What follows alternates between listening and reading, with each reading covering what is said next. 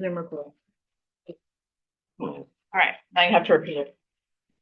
Hello, I'm calling back to order the February 11th City Council study session. Next up is a continued discussion on public comment and public recognition. I did send everybody a copy of the ACLU fact sheet on Washington State open public meeting. So, and I think this would be a good one for us to put on the City Council webpage too. Okay. Kylie, do you want to start the discussion? Sure.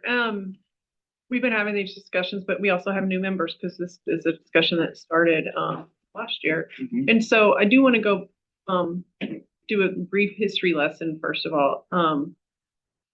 I've been with the city for 10 years, and when I came here, we had a prayer and a pledge at the beginning of the council meeting, and we had public recognition at the end of the council meeting. And over the last 10 years, things have changed. The council, and it's a normal part of your role as council, tweaks your rules and your order of business and where things are. Mayor's report used to be at the beginning, now it's at the end. Public recognition used to be at the end, now it's at the beginning. Except that now we don't have it at all. So just to let you know that there's a lot of focus on the events in the last couple of months, but really to settle into how your meetings are set up is a process that has been going on as long as I've been around, and I'm sure it was going on before I got here. So I see this as a continuation of that process, and it evolves based on who's on council and what works best for them and the needs at the time. And so and we're not alone doing this. Absolutely like, not. Municipalities all over the place are kind of following the same path. Sure. There's I've mentioned this before, and municipal research services and MRSC is a great resource for all kinds of information. And they have questions that get posed by municipalities. They have little articles that will sort of give you a sense of what's happening in the state and what people are, what challenges folks are facing. And there've been a lot of articles over the last year or two about public comment. And in fact, this month I saw one, February 2026, someone had written in a question about if our city only accepts public comment, do they need to be read aloud? Spoiler alert, they don't. But it was interesting that that was a question that MRSC was getting, and that another city out there, I don't, was making that consideration. And so it's just a normal part of the work that councils do, and a lot of people change their procedures at meetings, and this is a part of that process. So the ACLU article I thought was really great. It came out in 2022. The Washington State Legislature changed the state law at that time, where we cities had to take public comment either in writing or in a written form, or in writing or orally. And the ACLU put out that guidance after that change so that people would understand their take on those things. And so it really is great for kind of explaining it in a Q&A fashion that I felt like is easy to read. And so I think it's great if the council wants to make that available so people can see that information for themselves. So we can go through this slide deck. This is a slide deck that John and Ann prepared to kind of go along with this discussion. It's not meant to be like a white paper or a legal opinion. This is really supposed to guide the discussion. And so let's just get started.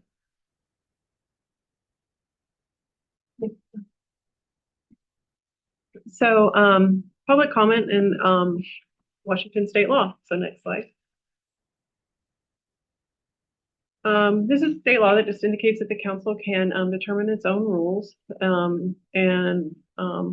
Like I said, this is a process that has always been happening while I've been here. I recall us having a secular invocation. What? When did this happen? That was whenever Councilman Chamberlain was not a council member yet. But so there have been changes over the years, and that's certainly within the council's purview to do. Next slide. Obviously, our Open Public Meetings Act requires that our meetings be in person and or open to the public, and have a lot of requirements about notices. You guys have all had training on the Open Public Meetings Act. It's one piece of the law that we consider when we're looking at comments and what's required. So this is one of the questions that has come up is, can we just not allow comments on Zoom, right? And so one of the issues is, though, that is that this provision of state law states that if we allow in-person comments at the meeting, then we must allow them remotely if it's feasible. So you might hear, and I've heard there's some other jurisdictions that have said, we're not allowing remote comment, and they say it's not feasible. I don't think that the city could say it's not feasible. We were doing it before. We have the capability. And so maybe a smaller jurisdiction that I don't know, but if it's feasible, you need to provide that opportunity for remote comment if you're going to allow it for a meeting. Next slide. This provision actually was also new, and it applies a little bit differently than you might think. And I don't know that it applies to our notices of public comment, except for like when there's a specific requirement for like the comment period must be open for 14 days. You need to tell people which 14 days those are. So just another requirement that we comply with. And so we saw in our meeting last week that there was a public hearing, and that was something that we allowed public comment orally on. And as we went over previously, we've had public comment on we've had oral comments on public recognition, which is the open mic. We've had oral comments on agenda items, consent, each agenda item as in public hearings. That's when we got that tally that John did on how many minutes were people being allotted for public comment. And it, it was about 10. Yeah. And so that is a combination of comment periods throughout the meeting. And as we stated at that time, we were going to maintain public comment orally on public hearing items because it's generally mandated. So option one, and this is the ones that we've looked at before, is that there be written comment only. And this is noted on the agenda time of like when we will begin accepting comment, and then it'll, there's benefits, and we've all considered these. There's other ones, there's detriments as well. I think that the council's had some really great discussions on this. But the key takeaway, I think, is, and it's outlined in that ACLU article as well, is that a public recognition where there's an open mic, unrestricted period of time where anything can be commented on is not a legal requirement. We can restrict the comment periods to agenda items. That's a content neutral restriction, and it helps the comments stay focused to what the business is being conducted that night. There's not a legal requirement under the Open Public Meetings Act that there be oral comments on our consent agenda or on any of the business agenda items. And so kind of comes from two different places, but so that's where we are with right now with option one. Option two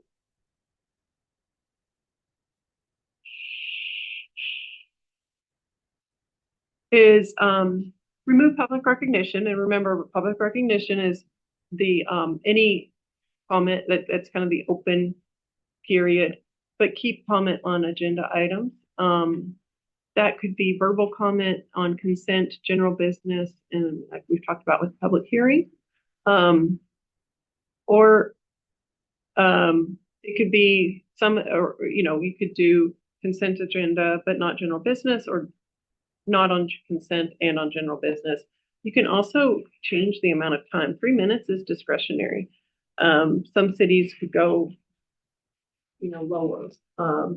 And so again, if we're allowing it on every item, some cities just have one period where you have to choose, like you have to use your amount of time to speak to anything that's on your agenda. And so we've always allowed people for each one, but that's something that the council can tweak as well. And then option. I have a question on that. So this requires, if we allow somebody to speak about, if they have a question about something on the agenda, that also means that we have to allow people to zoom in with questions, correct? Right. So the other now there was one thing back there where it said either written or recorded comments. What would recorded comments be? I think we could, I think that you could distribute a, like a voicemail. And a Okay. video. We've talked about videos, so there could be a video that's shared. Right. And especially if it was, you know, I mean, like that was the kind of voicemail was kind of what I think we were thinking of whenever we put that in there. Mm-hmm. And that would just be distributed to council the way we normally Distribute. Yeah. Okay. And then we have on the right side of that slide just other alternatives to public engagement, and obviously there's more. I mean, there's town halls, there's whatever you guys can come up with. And this is the reverse Mockler. Sorry, this would be moving. Keep public recognition, but put it back toward the end of the meeting. If you, for those of you who are aware, it was Councilmember Mockler that advocated for moving it to the front of the meeting Before I was a council. before she was the. But so some cities, I think it was Bellingham, is that right? And Bellingham had moved theirs to the end, and they had also been changing theirs around. They went through a period where they had removed it completely as well. So that's another option. And like I said, we can mix and match some of these as well. And the next slide, I don't know that there is one. Yeah. Okay. So the way procedurally that this can work is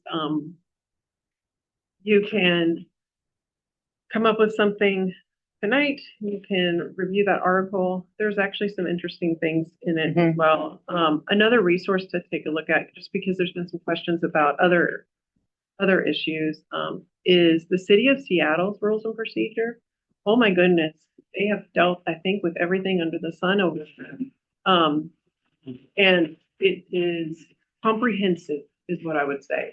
It has. This is their rules. That's just on like where ours is like, I think a 9 to 12 page document. Theirs is like 50 something pages.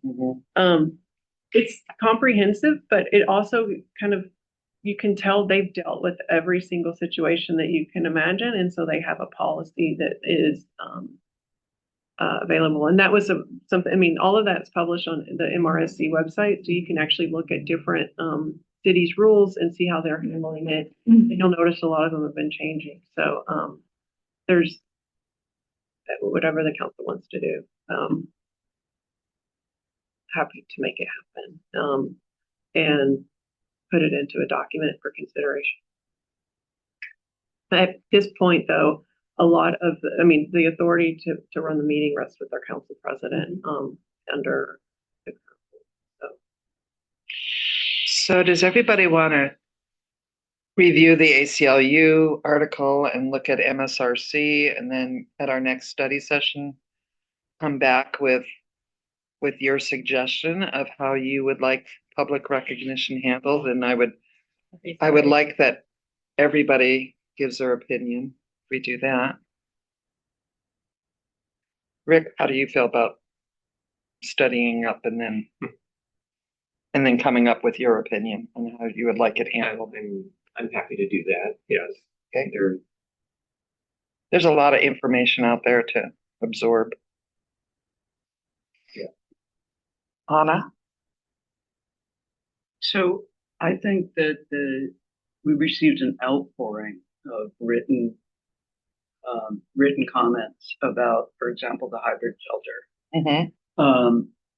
And more comments, I think, coming by email than we would have been able to, we'd have been here till like past midnight if that had all been Correct. spoken. And I think everybody here read every single one of those emails.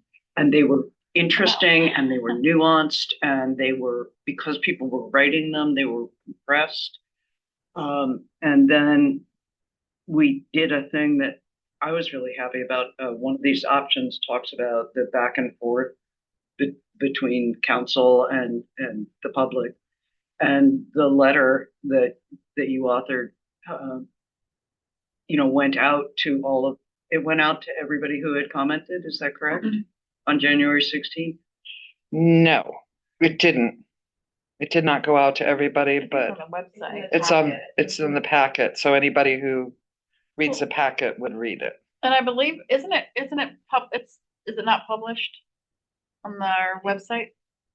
The letter that went out, it's published in the packet. But it's not published on our council page.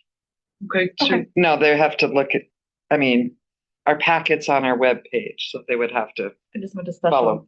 link. Okay. because so many members of the public don't know that, I think it'd be useful to respond to all the people who commented, and even just like giving them a link, go look at the packet, it's agenda item X. Here's the link to it. In the same way that, like, I recently wrote a letter to all my electeds at state and federal levels, and a couple of them wrote back, and clearly it was a form letter because they're like getting a lot of comments on this same topic. But I think that would help with the back and forth between the public and the council, letting them know that we've read it and we're responding to it. Well, Maybe- we do send a letter that is somewhat tailored to their letter saying, yes, we read this and thank you. And this is a interesting point that we had not seen before. Like I wasn't aware how disruptive a neighborhood food pantry could be if it was in the wrong location and not monitored. And I wouldn't have known that without reading these letters. So I think having that was already sent to people, that they know we're looking at it. I think that maybe putting it on our council webpage might be something that would be workable, but that's a lot of emails that we're asking staff to send out again. I agree. I think it's easier said than done. You would have to go to every one of those emails individually. Like, there's Yeah, no you way can't just do a to mass. shoot it out to those people. It doesn't exist in a list. Yeah, I know it's a lot of staff time. It's just, if even in our tailored replies, we could say, look, here's our website, look on it for responses. Perhaps just like a Or like- one-liner. Like We if have- it, oh, go ahead. Limited functionality right now on what we put on the website. Okay. So the Perhaps in the future. the packet is the best place, but we can definitely. We do respond, and then we put everyone's email in the packet as well, so people know that in fact it was read by the council. So And they can read other people's we comments do too. acknowledge Yeah. feedback. Thank you. We could Kylie? say that- Thanks. We could also in that reply maybe add that visit, attendance at the meeting, if to watch the council can be by Usually we do. Yeah. Zoom, and then also that like the minutes will be available on our website at this location afterwards, so they can see what did they do with my comment. So I mean that would we usually Yeah, get if we them. know what meeting is for, we'll usually Yeah. recommend. Denise? I think it's also a good opportunity, once we come to some decision as a new council around this, for our council president to once again might have some of the same information. It's a fresh letter or memo or whatever, and it's the message from the council president that top of our page again. Mhm. But let's wait until after, because there might be some nuances that we haven't decided on. And then we can entertain those kind of They're not all for thoughts. you. Are you, I'm serious. I was supposed to pass them out to everybody. Jane, okay, we're gonna stop because you made the comment. I'm getting one so I can put it back, a Spanish version and the English version, since you made time to call me out in the middle of the meeting. Yeah, that back and forth though has to stop. I feel sometimes here that our behavior amongst each other is not, what I certainly want to engage in public. So, So, Rick, did you have something you wanted to say? I wanted to agree with, and not having been here during some of the December previous, I do believe that I did read all of the comments. Mhm. They were very, very helpful in giving me a perspective of the sentiment of the people in the city, especially those in near the site and in those near the former site. Mhm. I read all the comments today. I mean, we received some comments late in the day today. I read them. So part of our duty as members is to read their comments, and frankly, they were much more valuable to me than had some of the stress that comes with some of the, that I've seen in some of the verbal comments watching on YouTube. Okay. Seeing those, because I did watch the meetings. So I was somewhat aware of how that went, but Mhm. the process that we've got right now seems to be working pretty well as far as getting input on controversial issues that we're facing. So I think we have some high flyers that we have been getting comments from. And what I appreciate about the letters is, their receipts are there. And that gives us the opportunity, or legal team or whomever, to say, well, this isn't factual because X, Y, Z, which I think is the point of having this copy of the ACLU. So thank you for providing that for us. The ACLU, rights for regarding public comment. There's certainly just a couple, uh, high flyers, but also I guess, I, man, I do miss that engagement that we have. I do miss it. The productive engagement. And like, having been in activism myself, I can appreciate, like wanting to call attention to things, to being a little bit of a disruptor. I've been there. I think that this is a different kind of situation. I I would I'm looking forward to the day that we can feel safe having public comment again. But this is, I think, most disturbing is annoying sometimes are the signs, but the most disturbing are when we get the Zoom bombs. I can put up with some of the other stuff, whatever. But when we get the people that are calling in with obscenities, and that happened, early on in my term. And I appreciate that we have a workaround for that right now, because it doesn't seem like that's a pattern that's stopped. It's something that just recently happened to us this year. And I don't I don't want the youth in our chambers to have to deal with that. Um, that's important to me. There's also people watching who have sent in emails saying, that they understand, because there is nothing that we can, if we're allowing people to talk in the chambers, we have to take in those phone calls too. Denise? One thing I'd like to ask about, and I know my sensitivity to this might be greater than some, but I remember I was very uncomfortable watching the mayor having to do his report with Mr. Camacho, behind him. And I was uncomfortable because I could imagine how I would feel. I would not be okay with that. As a small woman, I am not okay with a large man standing behind me doing I don't know what while I'm trying to conduct business at the podium. I Is there any way that we can enforce distance rules. I want them there. I don't even mind the signs. It's, um, you know, I think that I don't think it's professional, and I don't think it makes people feel safe to have people standing so closely behind them waving signs. I think the city of Seattle's rules and procedures address, I think, that concern maybe, and it's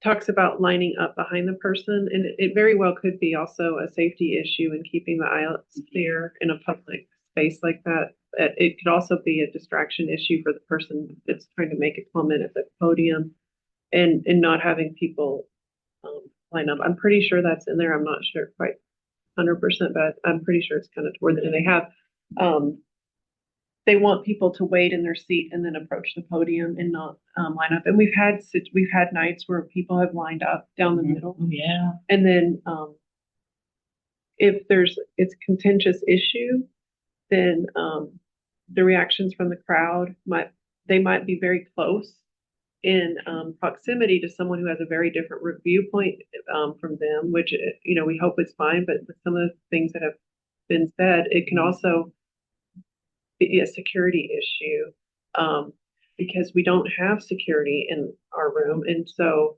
I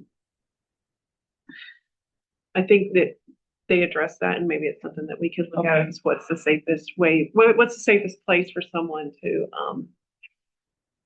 give their comment from, and also to keep the focus on the person that's giving the comment.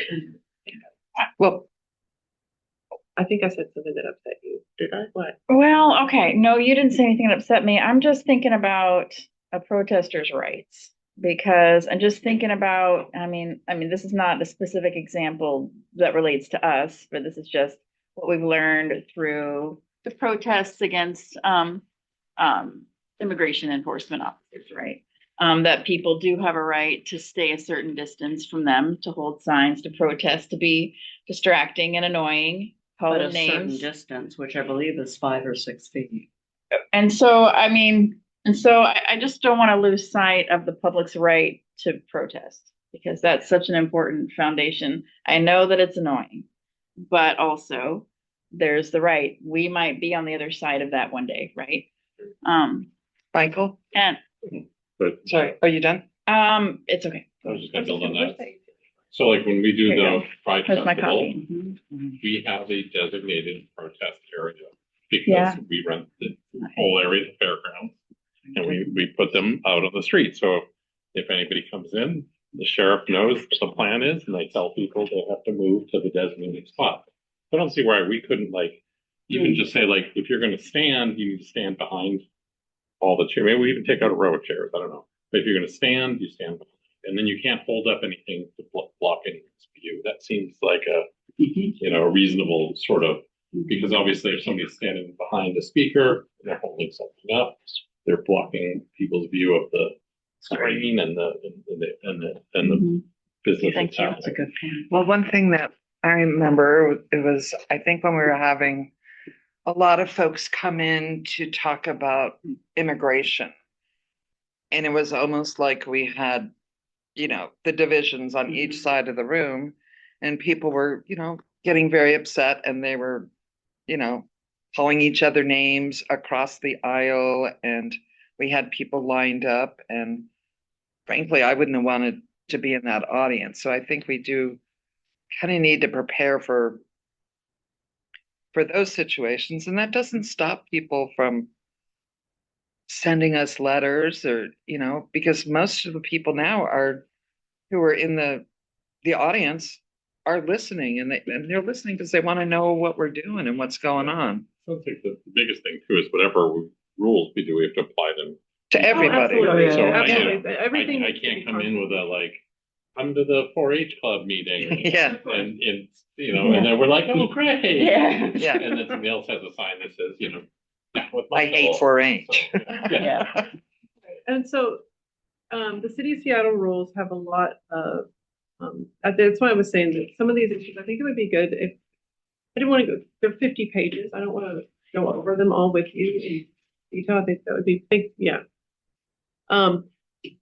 Everyone can read those, on their own and take from it what they want. But I think if you do take a look at them, you're going to say, oh, I can see why they have that. Oh, I can see why they have that. And so it's happy to distribute those so people can look at them because it seems like they've kind of thought of everything.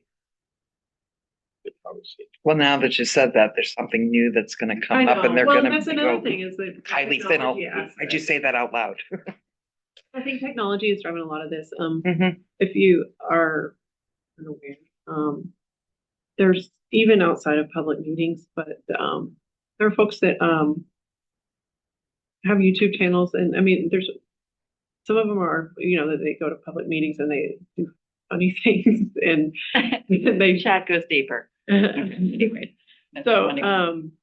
yeah, and it's a thing. And it can be, there's people who do it, it's more like a comedy routine, and there's people who do it more like Yeah. an agitation type, getting a reaction out of people. But that's not something that councils back in the day used to deal with, right? That's new. And so So does everybody want to just review the information and then at our next study session, we can see if we can come to a consensus of, Highlight the material. right, I think it is something like Michael? First thing I was going to suggest a general comment about when you started your presentation, the slide, the RCW basically says about maintenance of order. And that's Yes. really what we're talking about. We're talking about like not losing kind of order in the room because it feels icky. It feels sometimes unsafe. Mhm. It's sometimes hurtful or Yeah. hurtful to other people we care about. But that was one thing. Are you feeling that, are you feeling the need to make a decision or what? Well, I guess the decision could be to continue to hold the pause. So, Right. Okay. It could be that, but I want to hear what everybody else feels if they want to continue the pause on public So recognition that's and, an immediate decision, not necessarily. right. So one thing I want to be really sure though is that, and this is mostly for staff, that the agenda not be changed unless it's an emergency. So that people have enough time before our meetings to write in comments. And I think we have to have a deadline of like Tuesday before the meeting at noon for those comments to be made. And just in a point of clarification too, is this doesn't really apply to our study session, right? We've Right. never allowed public comment in our study sessions. And so it's really the things that come out of the study session that are going on to the meeting next week Mhm. really need to be said. So people that can, one, watch the study session and hear the discussion and the presentations, and then also have that opportunity for written comment. It's not as critical on the study session agenda because we've never taken public comment. It's great if we get it and we can consider it. And we've always, It's before we take action. it's before we take action. And so I'm just making that clarification. I think we had a call for public comment to inform some of the discussion that took place on the 28th study session. That was a special circumstance. That was, President Velasquez's letter, and it was to get comments for that study session. But generally speaking, it's going to be what we set as the agenda for next week's meeting and in this meeting right here. Right. So I have a question. Last week at the public hearing, we took oral arguments. Is that because it wasn't on the agenda in time for people to do written? No. It was actually a public hearing. Yes. So whenever we talk about the three different opportunities for public comment, it was consent, or we had four originally: consent, public recognition, general business, and then any public hearings. And we have a public hearing, according to John's research, about every other meeting on average. And those are requirements under state law. They might have a notice period. A lot of it's land use or budget. And those are still going to be, oral public comment is going to be acceptable because we think it's required. Okay. Yes, I have one question. Sure. Yes, obviously there were some emails about this that that's on Alice's restaurant. the photo and the arrows on the back. Oh, yeah. Arrows on the back of each one, indicate Right, what right. each one was. All right. Pause. Okay, put you on pause as well. But you reviewed those, and like what we're looking at still stands. Like, Oh, yeah, so, well, I it just it kinda does wanted kind of that go to, to- remember the discussion we had about publishing the comment, or publishing the PowerPoints and people taking things out of context? Yeah. It seems like maybe some of that, like I said, the PowerPoint is meant to go along with the discussion. It's not a white paper or a legal decision, but we looked at having this handy ACLU article available, and then Jane and I were talking about it.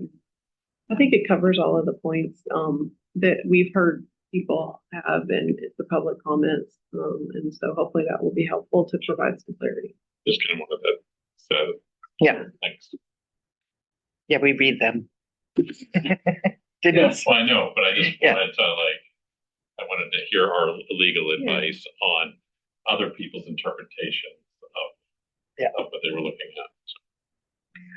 One thing that I've been wondering is when there is comment with on an agenda item or whatever, when it gets off and is no longer germane to the agenda item, how do we cut that dialogue off? Can we turn the mic off at that point? Sure, If the president And- determines that it's not germane. sure. There is an ability to do that, and again, I sound like a broken record. Seattle actually has a very interesting they have an elevator process for that, and it might be good to have that written down as guidance for the chair. But it's tricky, and if you look at some of the MRSC articles, some of the Zoom bombers that we've had will start on an item, and then off they go. We heard it too. We went through Mhm. that this Yeah. last time. And so It happened with. it happens a couple of times a year where we're not alone in Yeah. dealing with that, and it's not always easy for the chair to tell if if the comments germane or not, and it's also not easy to then to apply that germane rule evenly, because someone's always going to say that you're doing it wrong, right? And so it can be difficult to, how this person got to be not germane for 3 seconds, and this person got to be not germane for 5 and before they were cut off, and that kind of thing. And so it can be difficult. So I have a follow-up question with that. One of the things that you had talked about, and I think it was option 2, but don't hold me to that, was the fact that we bring back any sort of oral comments to that. We could do it in different ways. We were doing it by section, or we could just do it as an overarching. If we chose to do something like that, where a member of the public got however many minutes, seconds, whatever it is, to have a comment, but they could comment on anything on the agenda, wouldn't that cut down some of the germane? Because sometimes there's 2 things that kind of touch, or they want to talk about 2 things. Would that help us with because it's either like on the agenda totally and something having to do with city business, or way outside of Sure. what we've experienced when it's like, that's not I germane. have a 2 comments. I think it could go either way. So one, the idea with the person would need to hit every issue that they need. So maybe they would stay on topic because they would have a lot of ground to cover. So maybe it would all It is a cover. lot. However, one thing that's nice for the chair, I think, is whenever the comments have to be related to this one item, it might be a little bit easier to zero in on whether or not, because they're going to be listening. Well, is this related to that consent item that's up here, or is this related to that? And so it might be harder to tell if it's germane or not. And then there's also just the whole thing. I think we're just going to have, from what I can tell and talking to other attorneys and looking at the articles that are happening on MRSC, it's very difficult if someone wants to talk about, for them to take that turn on any item at any opportunity to speak. So I could see it going both ways. I don't know, but you can certainly do that. You can have a public comment period at the beginning, and it could be about anything that's on the agenda. And that would be a content neutral, you know. So you mean anything on both the consent and general business? Sure. The other drawback is that for the stuff that's on general business, there's a staff presentation and they wouldn't have that benefit of that at that point. And so sometimes that might answer a question or pique a comment. And so that's kind of, I think, the reason that we've always done it, where the staff person comes up and gives the presentation and then, you know, people have to change. On it? Thank you. But isn't that a good argument for having the PowerPoints in the pact? Because then the public would have seen not every single part of it, but they would have a working knowledge of what was going to be presented. Sure, and they could get that from an agenda bill too. I mean, I think it's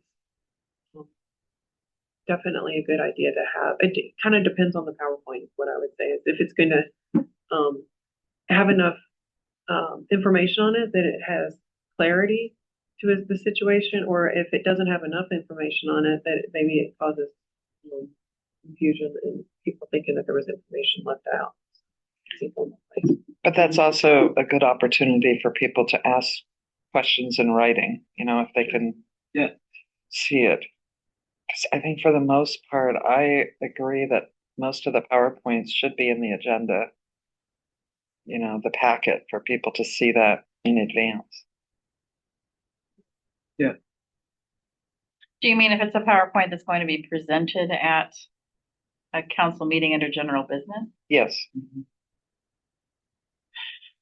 There's been strong pushback against that by staff, and I want to respect that.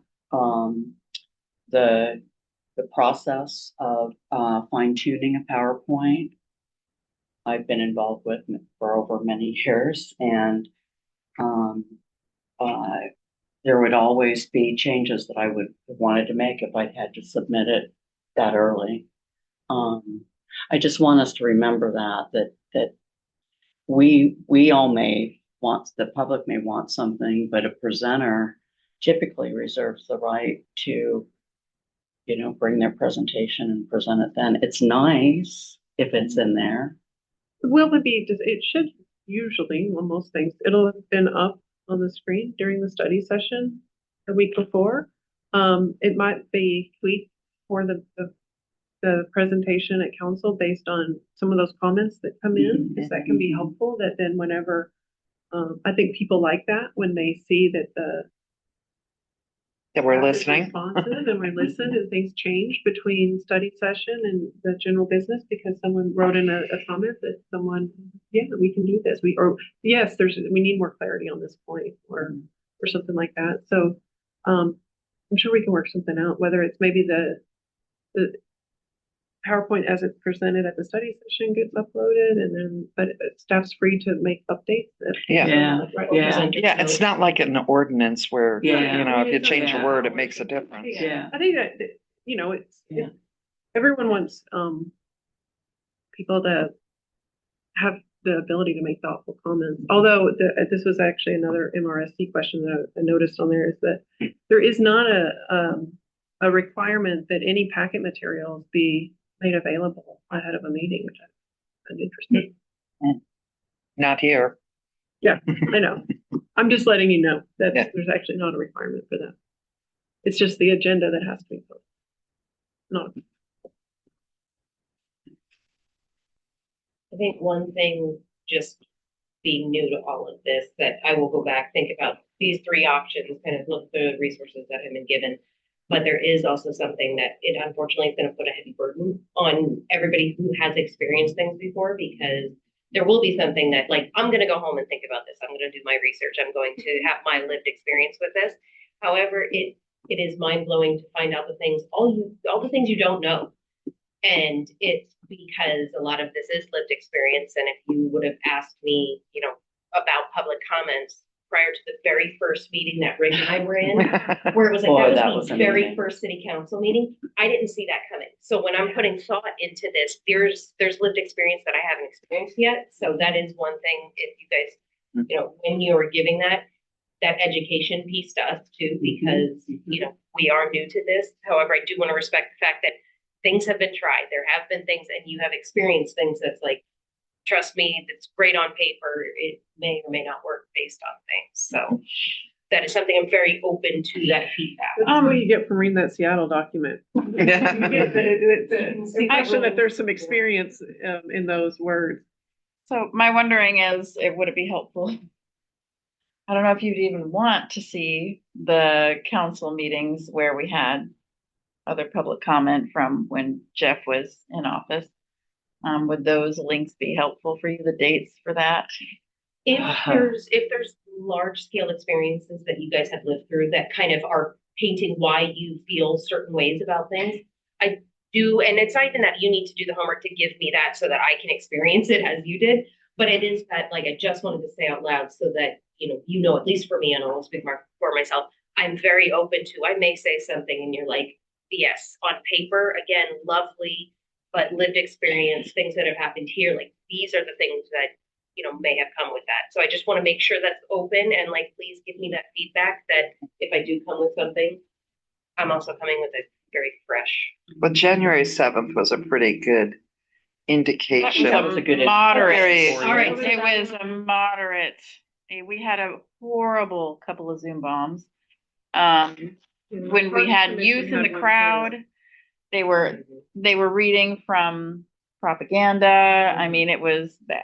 Yeah. So So no, that's the only thing, like, that's that side of the pendulum, and that's like, wow. But there's also things that are just, you know, like we've experienced. If you would have asked me if we were doing everything in writing, you're like, oh, you know, I don't know how I feel about that. But then getting it, it's like, oh wow, that is a wealth of knowledge Yeah, that, like, somebody has been given longer than Counterintuitive. whatever. Yeah, and so Yeah. those are the things, A surprise. it's that lived Yeah. experience that I would have had a different opinion before, but now that I've experienced it, it's that. So that was my only thing, is just being very open to, if I come with these comments, letting everybody know here at the table that if We'll I let say you know. something and you're like, hey, I love it, you know, but however, this is what I'm. I think probably everybody around this table feels comfortable. Okay, Mhm. just, you know.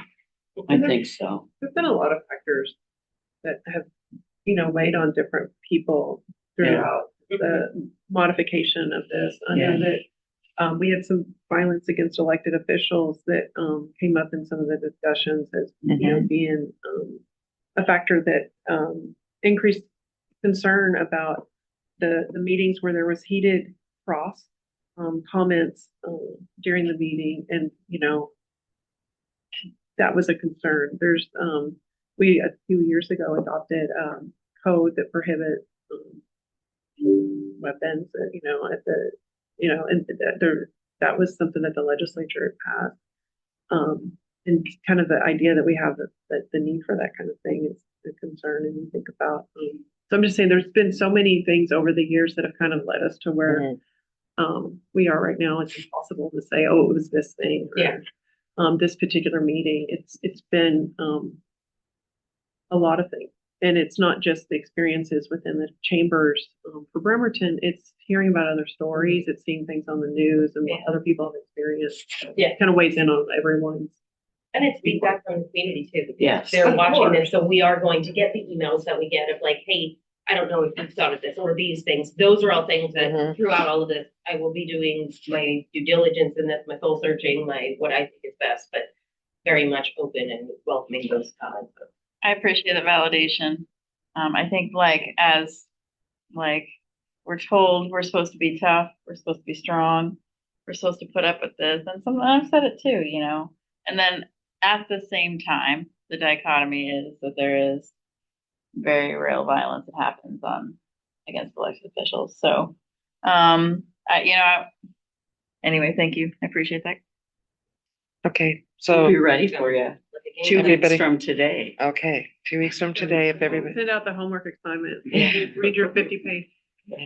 yes, Rick. I was just gonna say that a couple times, not to sound like a broken record, but I did, you know, we're on YouTube. Yeah. And so you can go out there, and I would, you know, I'd move bar down the bottom to see where I want to be. And so if you were interested and they're all out there by date, if you wanted to see some of the previous examples. Mhm. They're readily available. Now, I want to say not many people watch it. Just so you know, our last meeting, the council meeting from 11, today's 11, from 4 February, Mhm. had 28 views. Mhm. That's a lot. But then BCAT, that's going live. Yeah. Nico, what the numbers were for BCAT. I think live, maybe people are watching it, but once it goes through its conduit, whatever the company is, it reports, it's the same one that used to report our planning commission meetings. You can tell if there's a hot topic because you'll see 100 views. And Oh, you so notice- just scroll through. Are you past talking about pages where when you somebody see a lot else of is views. recording it? No, Okay. that's official, the city's official recording. Well, that's just city council. It's not study session. Keep that in mind, because those go away after 30 days, and those are the real Well- meaty ones. People should be listening. Some All of I'm us saying is, are if on you're trying to media. see what the behavior of some of the past meetings are, It's not a bad tip to scroll through, and if you see a meeting that has a significant jump in views, there's probably something. that there might have been happens with that. something. Yeah. So, And some of our Okay. names come up. Are we, yeah, we're. everybody done Yeah. with this discussion? Thank Yeah. you, Kylie. Yeah.